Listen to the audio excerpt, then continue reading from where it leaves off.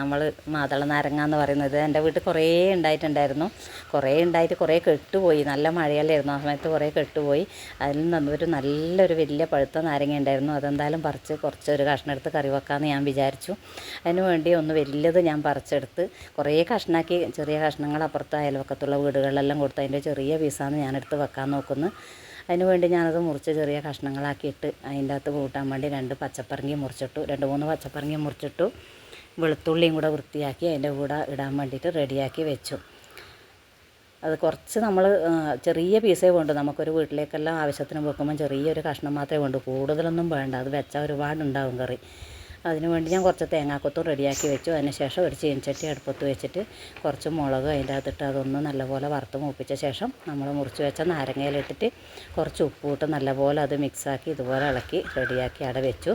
അതിന് ശേഷം ഞാൻ കുറച്ച് മുമ്പേ പുളി കഴുകി വെള്ളത്തിലിട്ട് വെച്ചിട്ടുണ്ടായിരുന്നു. അത് നല്ലപോലെ പുതിർന്ന് വന്ന ശേഷം നല്ലപോലെ കൈവച്ച് നല്ല പിഴിഞ്ഞ് അരിച്ചെടുത്ത് ഞാനതൊരു മൺചട്ടിയിലേക്കാക്കി അത് അടുപ്പത്ത് വെച്ചു. പുളി കുറച്ച് നല്ലപോലെ പൊതിർന്നാലേ പുളി മൊത്തം പിഴിഞ്ഞെടുക്കാൻ പറ്റില്ല. അതുകൊണ്ട് കുറച്ച് നേരത്തെ നിങ്ങൾ വെള്ളത്തിലിട്ട് വെക്കണം. എന്നിട്ട് ആ പുളി വെള്ളത്തിൻ്റെ അകത്ത് ഒരു ബെല്ലവും ഇട്ട് കുറച്ച് മഞ്ഞൾപ്പൊടി ഇട്ട് കുറച്ച് മുളക് പൊടിയും കൂടി ഇട്ട് അതിൻ്റെ ആവശ്യത്തിന് വേണ്ടിയിട്ട് കുറച്ച് ഉപ്പും കൂടി ഇട്ട് നല്ലപോലെ തിളപ്പിക്കാൻ വേണ്ടി വെച്ചു. നല്ലപോലെ തിളച്ച് കുറച്ച് അതിൻ്റെ ചാറ് കുറുകി നമ്മൾ കയ്യിലുകൊണ്ട് കോരി നോക്കുമ്പോൾ മനസ്സിലാവും. അങ്ങനെ കുറച്ച് കുറുകി വന്നിട്ടാകുമ്പോൾ നമ്മൾ റെഡിയാക്കി വെച്ച കഷ്ണം ഇടാൻ പാകത്തിനാവും. അപ്പോൾ കറക്റ്റ് കുറച്ചും കൂടെ കുറുകി നമുക്ക് എത്രയാണോ ആ ചാറിൻ്റെ പരുവം നോക്കിയിട്ട് അതിൻ്റെ ആവശ്യത്തേക്ക് നമ്മൾ മുറിച്ച് വെച്ച പച്ചമുളകും, ഞാൻ ഇഞ്ചി റെഡിയാക്കി വെക്കാൻ മറന്നുപോയി. ഞാൻ ഇഞ്ചിയും കൂടെ ആ സമയത്തൊന്ന് ആക്കി കേട്ടോ. ഇഞ്ചിയും വെളുത്തുള്ളിയും പച്ചമുളകും കൂടെ ഇട്ടിട്ട് അതിട്ട് ഒന്ന് ഇളക്കി നല്ലപോലെ അത് തിളച്ചിട്ടാകുമ്പോൾ കുറച്ചൊന്ന് തിളച്ച് വന്നിട്ടാകുമ്പോൾ നമ്മൾ നാരങ്ങ റെഡിയാക്കി വെച്ച നാരങ്ങയും കൂടെ അതിൻ്റെ അകത്തേക്ക് ചേർക്കുക.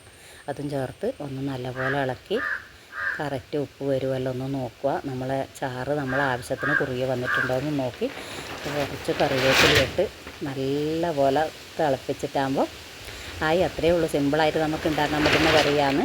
ഒരു പാത്രത്തിൽ കുറച്ച് എണ്ണയും കടുകും ഉലുവയും കറിവേപ്പിലയും കൂടെ പൊട്ടിച്ച് നമ്മൾ കറീൻ്റെ അകത്തേക്ക് ഒഴിച്ചാൽ നമ്മളെ നാരങ്ങ കുറച്ച് തേങ്ങ അത് കടുക് പൊട്ടിക്കഴിയുമ്പോൾ നമ്മളെ തേങ്ങാക്കൊത്തും കൂടെ ഇട്ട് ഒന്ന് മൂപ്പിച്ചിട്ട് നമ്മളെ കറിയിലേക്ക് ഒഴിച്ചാൽ നമ്മളെ നാരങ്ങാക്കറി റെഡിയായി.